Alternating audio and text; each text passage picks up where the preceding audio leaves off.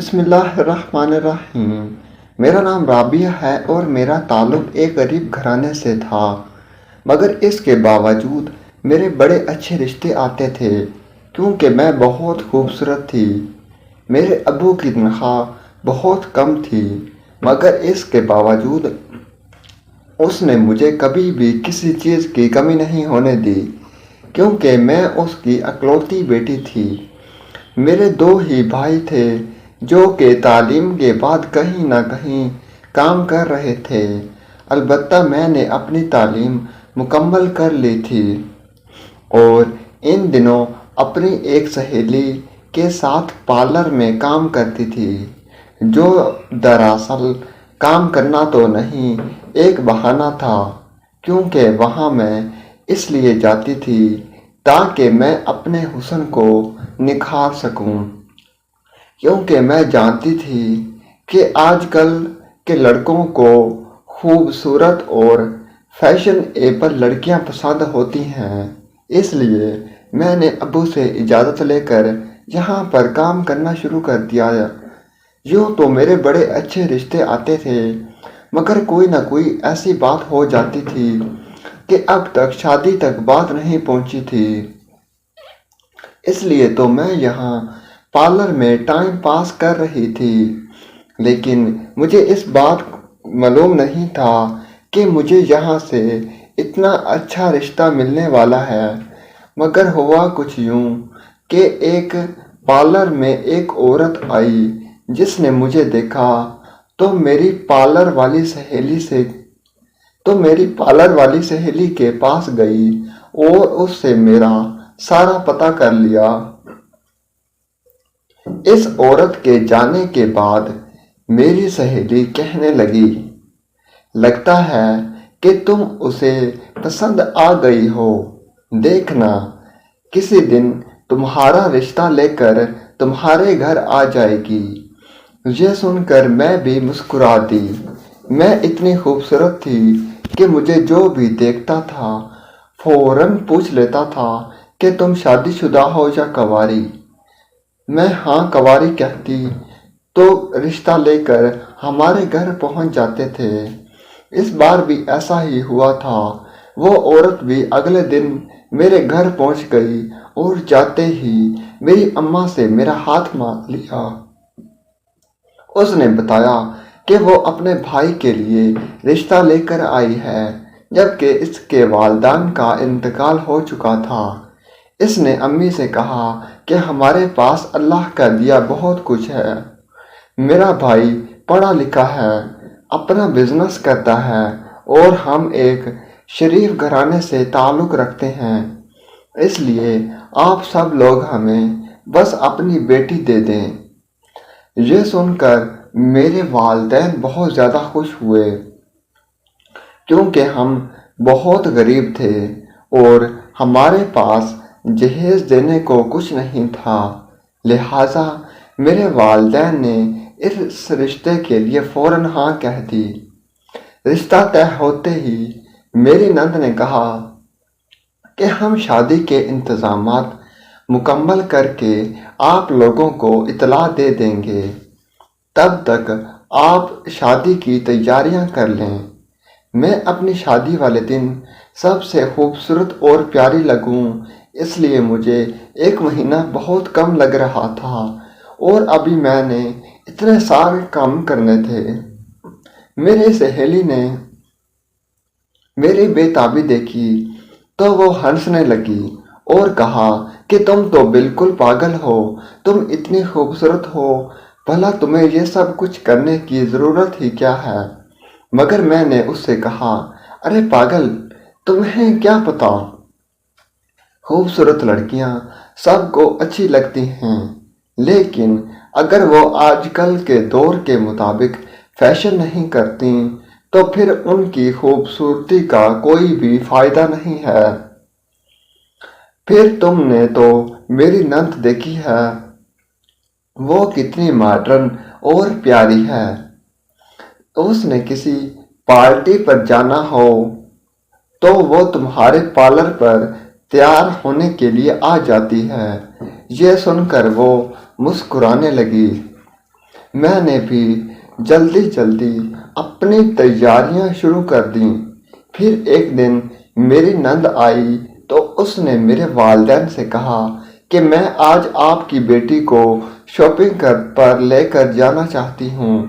یہ سن کر میری امی نے کہا کہ یہ اب تمہاری بھابھی ہے، تمہیں ہماری اجازت کی ضرورت نہیں ہے۔ یہ سن کر میں تیار ہونے کے لیے چلی گئی، کیونکہ میں جانتی تھی کہ میری نند مجھے کسی بڑے شاپنگ مال پر لے کر جائے گی۔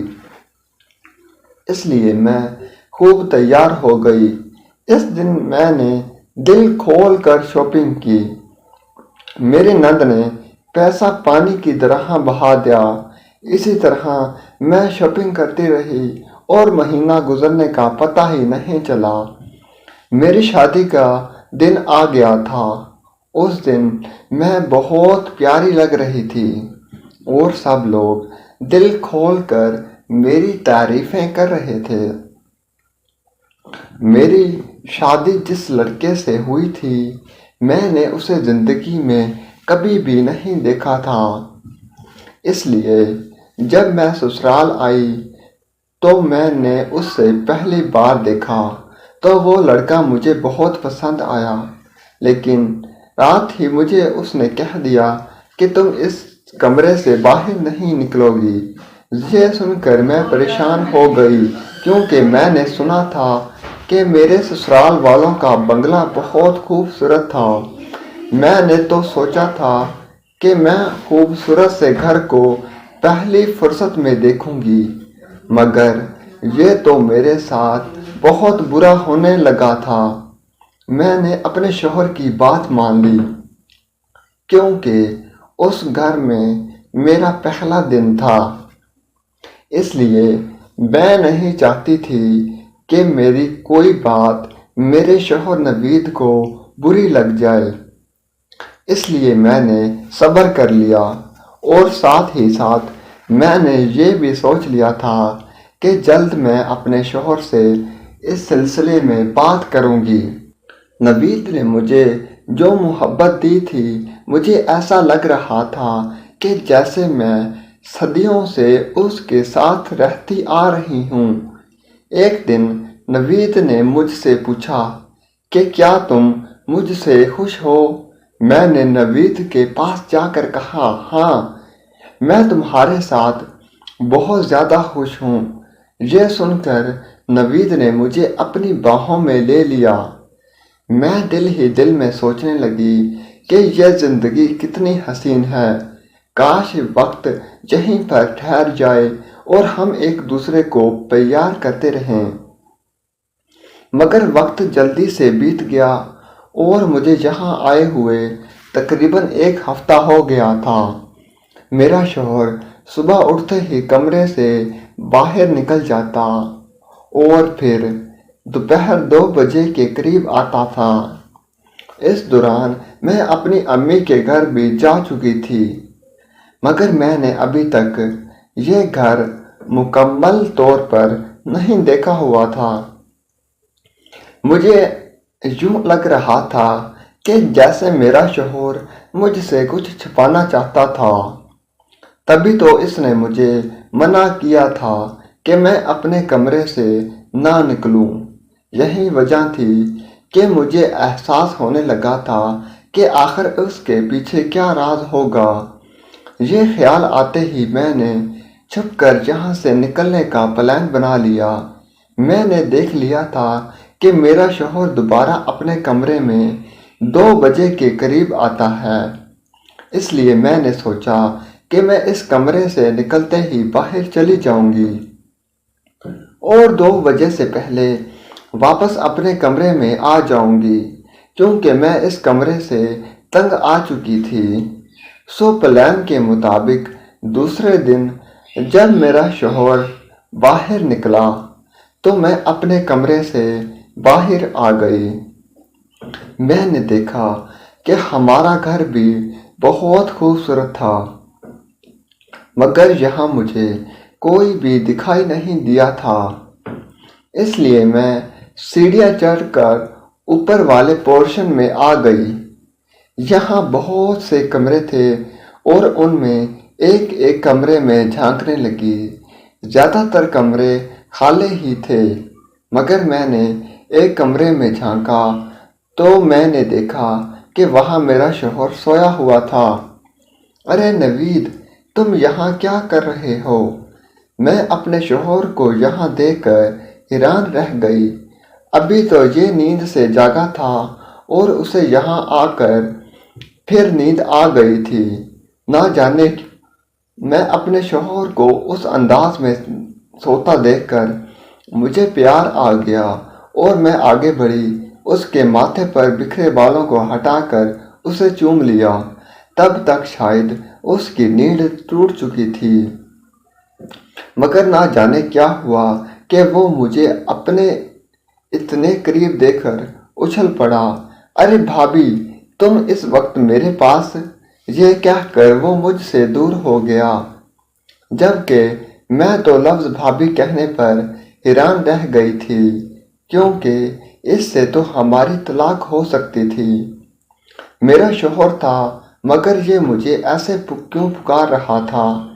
تو میں نے رونے کے قریب ہو گئی تھی۔